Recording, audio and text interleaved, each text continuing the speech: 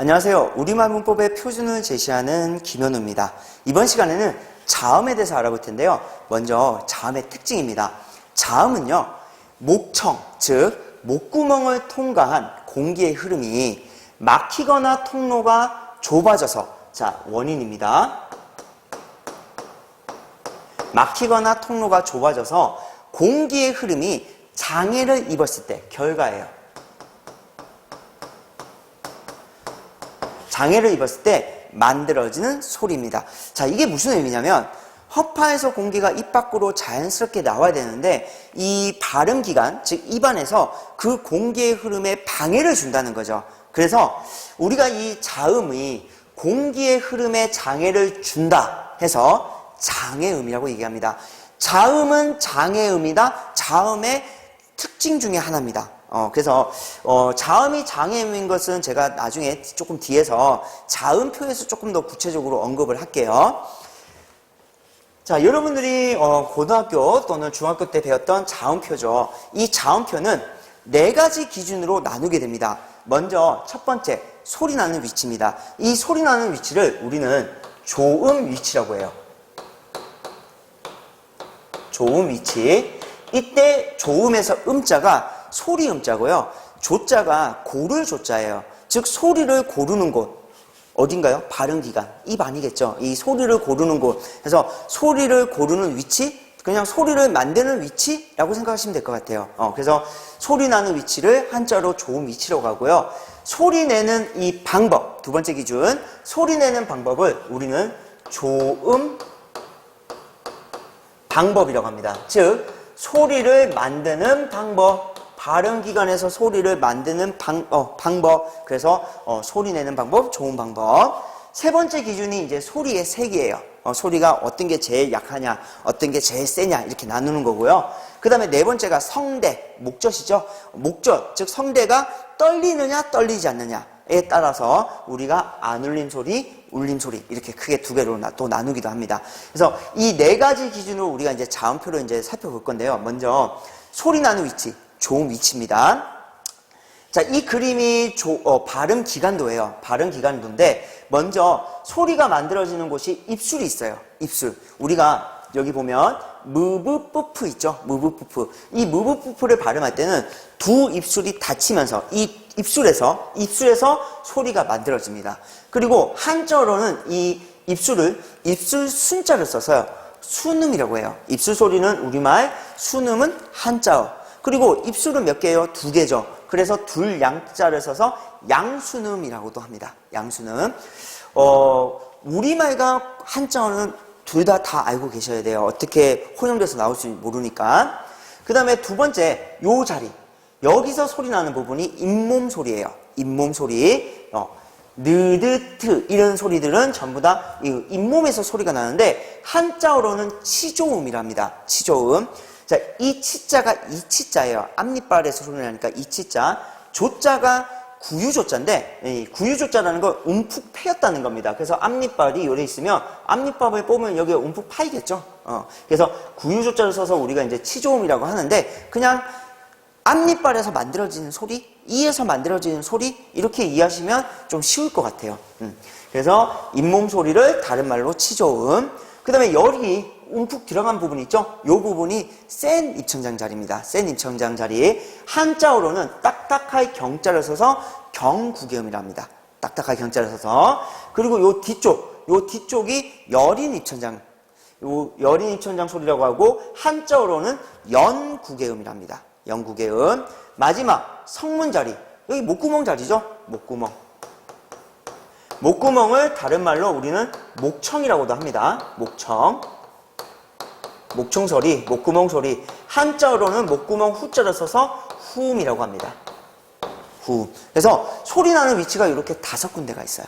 5군데. 자, 두 번째 기준은 조음 방법, 소리를 만드는 방법이겠죠. 이 5개가 있는데 먼저 파열음입니다. 파열음은요, 먼저 막아요. 막았다가 터트리는 소리를 우리가 파열음이랍니다. 막았다가 터지는 소리. 뿌를 보면 두 입술을 먼저 막잖아요. 두 입술을 막은 다음에 빵 터지면서 우리가 소리가 납니다. 드는 왜 파열음이냐면요. 드를 발음할 때는 앞니빨이 있고 윗잇몸이 있을 때 혀끝이 앞니빨 뒤에 이렇게 붙게 돼요. 다. 혀끝이 앞니빨 뒤에 붙겠죠? 그리고 요 혀가 밑으로 내려오면서 소리가 납니다. 그러니까 여기서 먼저 막히는 거죠. 막았다가 밑으로 내려오면서 터진다. 그 다음에 그는요. 앞니빨이 있고 윗잇몸이 있을 때 혀뿌리가 목구멍을 이렇게 막습니다. 여기서 막혀요. 막은 다음에 혀가 밑으로 이렇게 내려오면서 소리가 나는 거죠. 가 이런 식으로. 그래서 막았다가 터지는 소리가 우리가 이제 파열음이라고 하고요. 먼저 마찰음부터 볼게요. 마찰음은 공기끼를 이렇게 좁히는 거예요. 공기끼를 이렇게 좁히면 허파에서 공기가 이렇게 입 밖으로 나오다가 통로가 좁아지니까 공기가 좀 빨리 나가려고 서로 이렇게 비벼지게 돼요. 마찰이 일어난다는 거죠. 그래서 공기끼를 좁혀서 공기가 마찰이 일어난다. 마찰음. 그 다음에 파찰음은요. 파열음과 마찰음을 합친 겁니다. 파열음의 파와 마찰음의 차를 합쳐서 우리가 파찰음이라고 하는데, 그럼 파찰음은 뭐냐? 파열음은 막았다가 터트리는 소리, 마찰음은 공기끼를 이렇게 좁혀서 공기에 마찰을 일으키게 하는 소리. 그러면 파찰음은 먼저 막습니다. 막았다가 바로 터트리는 게 아니라 공기끼를 살짝 열어줘요. 그러면 마찰이 일어나겠죠. 그 다음에 빵 터트리는 겁니다. 그래서 파찰음은 파열 플러스 마찰. 그 다음에 비음은요. 허파에서 공기가 입 밖으로 나와야 되는데 입 밖으로 나오지 못하게 막아요. 그리고 공기를 여기 비강, 코 안이죠. 비강으로 올립니다. 그래서 여기 이 코 안에서 소리가 나는 것이 비음. 그 다음에 유음은 리을 하나밖에 없어요. 유음은 우리가 랄이라고 했을 때 랄. 자, 초성에 오는 요 리을이 얼처럼 발음합니다. 알. 그러니까 혀가 이렇게 됩니다. 얼. 이렇게 되면 허파에서 공기가 이렇게 올라오다가 막히니까 혀가 이렇게 돼 있으니까 막히겠죠? 그래서 공기가 옆으로 이렇게 흐르게 됩니다. 그 다음에 받침에 오는 리을은 엘처럼 발음해요. 그러면 여기 입 천장이 있고 혀 뒤쪽이 이렇게 경국에, 즉 센 입천장 쪽으로 이렇게 막히게 됩니다. 그러면 요런 형식이 돼요. 요런 형식이 되면 공기가 입 밖으로 나오다가 여기 혀가 이렇게 위에 올라가니까 여기에 막혀서 밑으로 이런 식으로 밑으로 이렇게 흐릅니다.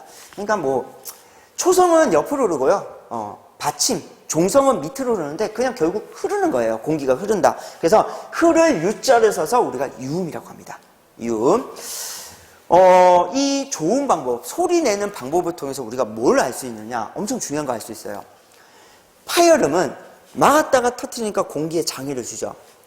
마찰음, 공기끼를 이렇게 좁히니까 공기에 장애를 주죠. 공기 흐름에 방해를 준다는 겁니다. 파찰음은 파열과 마찰을 합친 거니까 어차피 공기에 장애를 주겠네요. 방해를 줄 겁니다. 흐름에. 비음은 허파에서 공기가 입 밖으로 나와야 되는데 입 밖으로 나오지 못하게 막아서 비강으로 올리잖아요. 그러니까 공기의 흐름에 방해를 줍니다. 즉 공기의 흐름에 장애를 줘요. 유음, 방금 설명했죠. 이렇게 되든 이렇게 되든 공기의 혀로 인해서 막히기 때문에 공기가 흐르게 된다. 즉 공기의 흐름에 장애를 주게 됩니다. 그래서 이 소리 내는 방법, 즉 좋은 방법을 통해서 자음은 장애음이라는 걸 우리가 명확하게 알 수 있습니다.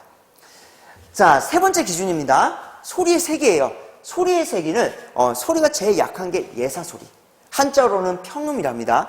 요 예사라는 단어가 보통이란 뜻이에요. 보통.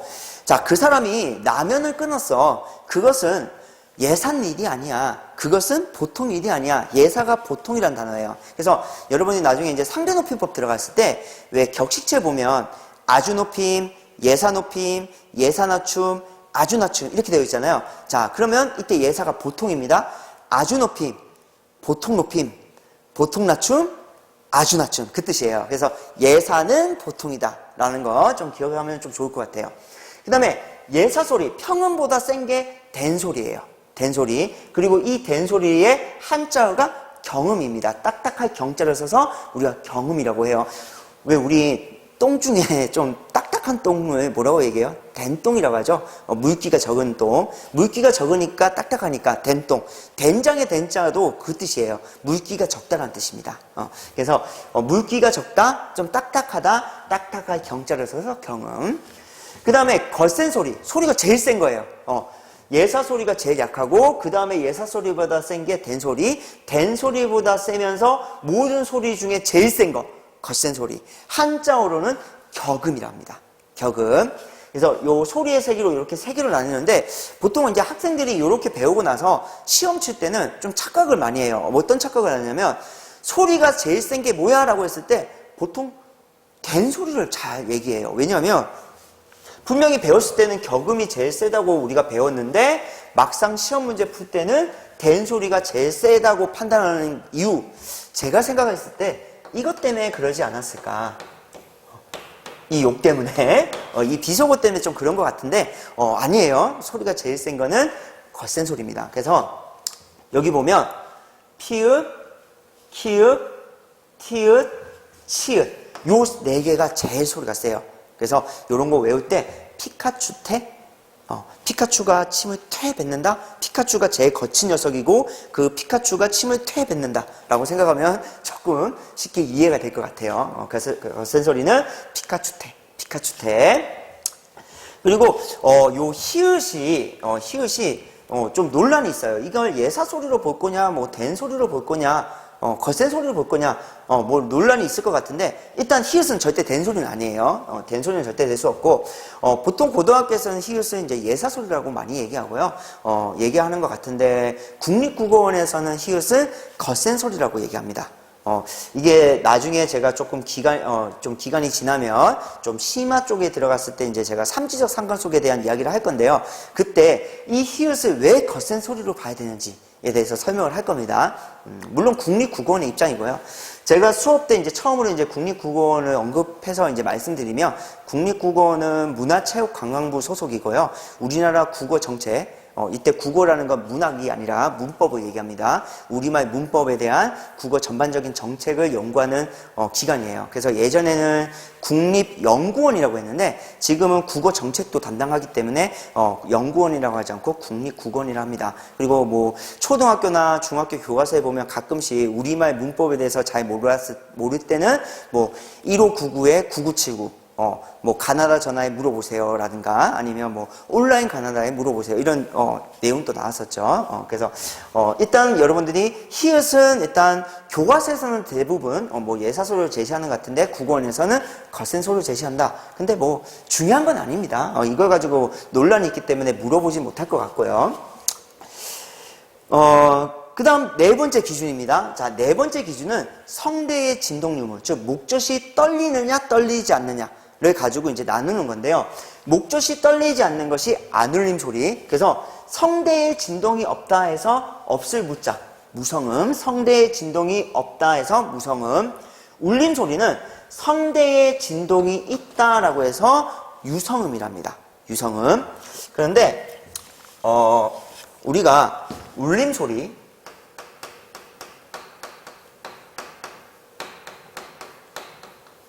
울림 소리를 보면요. 우리말의 모든 모음은 울림 소리예요. 이거는 바로 확인할 수 있습니다. 여러분들이 손가락을 여기에 성대, 목젖에다 딱 대놓고 아, 야, 이, 이렇게 발음해 보시면 이 목젖이 떨린다는 게 느껴져요. 그래서 모음을 우리가 바로 확인할 수 있고요. 자음 중에서 비음이랑 자음 중에 비음이랑 유음은 울림소리예요. 울림소리. 근데 이 자음인 비음하고 유음이 성대 진동이 하느냐 안 하느냐는 우리가 확인할 수가 없어요.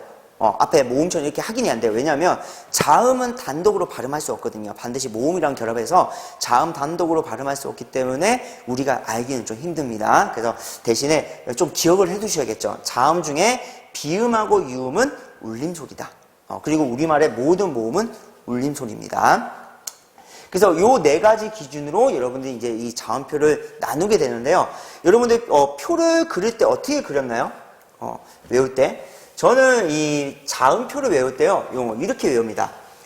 바, 다, 가, 자, 서, 해, 마누라야. 이렇게 바다 가자 서해 마누라야. 그래서 가로 세로 25칸입니다. 이렇게 이제 자음표를 그리고요. 여기에 여러분들이 이제 그 된 소리와 거센 소리만 추가해 주면 되죠. 쌍비읍, 피읍, 쌍디귿, 티읕, 쌍기역, 키역, 쌍지읒, 치읒, 쌍시옷. 이렇게 추가만 해주면 요 표가 요 표예요. 그래서 여러분들이 일단 자음표는 좀 외워두시면 좋을 것 같아요. 나중에 음운변동에서 이 자음표를 그리지 못하면 좀 음운변동 이해하기가 좀 힘들거든요. 그래서 다시 한번 외워볼까요? 바, 다, 가, 자, 서, 해. 바다 가자, 서해, 마누라야. 이런 식으로 여러분들이 조금 편하게 자음표를 좀 외웠으면 좋겠습니다. 이번 시간에 우리가 이제 이 자음의 특성이랑 자음이 장애음이라는 이 특성이랑 그리고 자음표에 대해서 이제 배웠는데요. 다음 시간에는 제가 모음의 특징과 그리고 모음표, 특히 단모음표와 이중모음표에 대해서 설명해 드리도록 하겠습니다. 고생 많으셨습니다.